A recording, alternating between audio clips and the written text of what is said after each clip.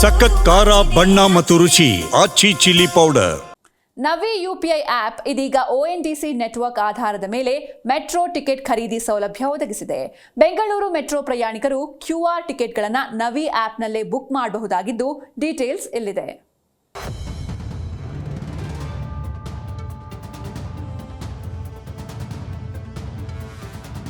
Metro ಪ್ರಯಾಣವನ್ನ ಇನ್ನಷ್ಟು ಸರಳ, ವೇಗ ಹಾಗೂ ಸಂಪೂರ್ಣ ಡಿಜಿಟಲೀಕರಣಗೊಳಿಸುವ ನಿಟ್ಟಿನಲ್ಲಿ open network for digital commerce ONDC ಜೊತೆಗೂಡಿ ನವಿ UPI metro QR code ticket ಖರೀದಿ ವ್ಯವಸ್ಥೆಯನ್ನ ತನ್ನ ಆಪ್ನಲ್ಲಿ ಪರಿಚಯಿಸಿದೆ.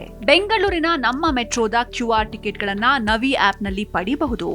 ಬೆಂಗಳೂರು ಮಾತ್ರವಲ್ಲದೆ ದೆಹಲಿ, ಮುಂಬೈನ ಮೆಟ್ರೋ ಪ್ರಯಾಣಿಕರು ಕೂಡ ನವಿ UPI ಆಪ್ನಲ್ಲೂ ಮೆಟ್ರೋ ಟಿಕೆಟ್ ಖರೀದಿಸಬಹುದಾಗಿದೆ. ಸದ್ಯದಲ್ಲೇ ಈ ಸೌಲಭ್ಯ ಚೆನ್ನೈ, ಹೈದರಾಬಾದ್ ಮತ್ತು ಕೊಚ್ಚಿ ನಗರಗಳಲ್ಲೂ ಲಭ್ಯವಾಗಲಿದೆ. ಮೆಟ್ರೋ ಪ್ರಯಾಣಿಕರು ತಮ್ಮ ರೂಟ್ ಪ್ಲಾನ್ ಮಾಡಲು, QR ಟಿಕೆಟ್ ಬುಕ್ ಮಾಡಲು ಮತ್ತು ಹಣ ಪಾವತಿಸಲು ಬೇರೆ ಬೇರೆ ಪ್ಲಾಟ್ಫಾರ್ಮ್ ಬಳಸುವ ತಲೆನೋವು ಇರೋದಿಲ್ಲ. ಒಂದೇ ಪ್ಲಾಟ್ಫಾರ್ಮ್ನಲ್ಲಿ ಇವೆಲ್ಲವೂ ಸಾಧ್ಯ. ನವಿ UPI ಆಪ್ನಲ್ಲಿನ ಈ ವ್ಯವಸ್ಥೆಯು ಪ್ರಯಾಣಿಕರಿಗೆ ಸರತಿ ಸಾಲಿನಲ್ಲಿ ಕಾಯುವ, ಬಹು ಆಪ್ಗಳನ್ನು ಬಳಸಬೇಕಾದ ಅನಿವಾರ್ಯತೆಯನ್ನ ತಪ್ಪಿಸುವುದಲ್ಲದೆ ಸಂಪೂರ್ಣ ಡಿಜಿಟಲ್ ವ್ಯವಸ್ಥೆಯನ್ನ ನೀಡುತ್ತೆ.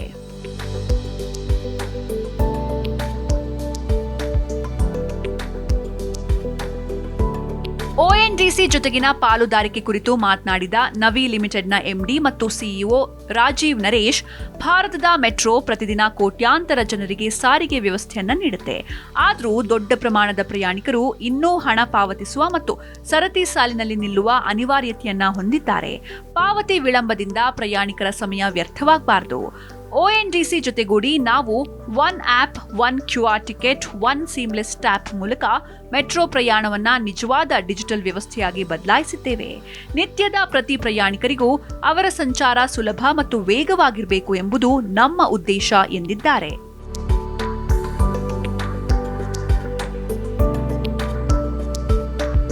ONDCಯ ಹಿರಿಯ ಎಕ್ಸಿಕ್ಯೂಟಿವ್ ಡೈರೆಕ್ಟರ್ ನಿತಿನ್ ನಾಯರ್ ಮಾತನಾಡಿ, ಓಪನ್ ನೆಟ್ವರ್ಕ್ ಸಿಸ್ಟಮ್ಗಳು ಎಷ್ಟು ಪ್ರಯೋಜನಕಾರಿ ಎಂಬುದನ್ನು ವಿವರಿಸಿದ್ದಾರೆ. ನವಿಯಂತೆ ಇನ್ನಷ್ಟು ಕಂಪನಿಗಳು ಓಪನ್ ಪ್ರೋಟೋಕಾಲ್ಗಳನ್ನು ಬಳಸತೊಡಗಿದ್ರೆ ಗ್ರಾಹಕರಿಗೆ ಆಗುವ ಅನುಕೂಲವೂ ದ್ವಿಗುಣಗೊಳ್ಳುತ್ತೆ.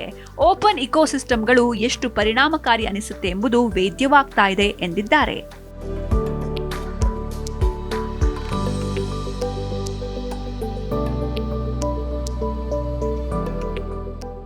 ಭಾರತದಲ್ಲಿರುವ ಮೆಟ್ರೋ ಟ್ರೈನುಗಳಲ್ಲಿ 1 ಕೋಟಿಗೂ ಅಧಿಕ ಜನರು ನಿತ್ಯ ಸಂಚರಿಸುತ್ತಾರೆ. 40%ಕ್ಕಿಂತ ಹೆಚ್ಚು ಪ್ರಯಾಣಿಕರು ಟಿಕೆಟ್ ಖರೀದಿಗೆ ಕ್ಯಾಶ್ ಅನ್ನೇ ಬಳಸುತ್ತಿದ್ದಾರೆ.